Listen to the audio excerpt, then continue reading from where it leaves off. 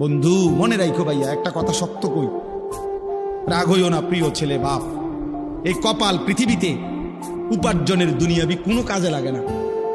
এই হাত পাও এগুলা মানুষের অঙ্গ প্রত্যঙ্গ কাজে লাগে বিভিন্ন উপার্জনের কামে। এই কপাল এটা দুনিয়াবি কোনো কামে লাগে না।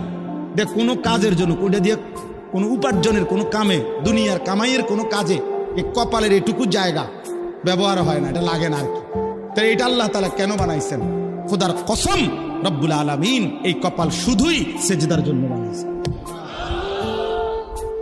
শুধু সেজদার জন্য। এই জন্য যে কপাল সেজদা দেয় না, যে কপালে সেজদা নাই, তুই মানুষও না, মানুষের বাচ্চাও না। ইনসানের কোনো কাতারে সে পড়ে না, সে কোনো মানুষের কাতারে পড়ে না। ইনসানের কোনো কাতারে পড়ে না যার কপালে সেজদা। কারণ কপাল বানানোই হয়েছে। সেজদা কাকে বলে? ওয়াদউল জাবহাতে আলাল আরদ, জমিনের মধ্যে কি রাখা, এই তো কপাল রাখাটারই কি কয়। তার মানে সেজদা কপাল, কপাল বানানোই হয়েছে কিসের জন্য?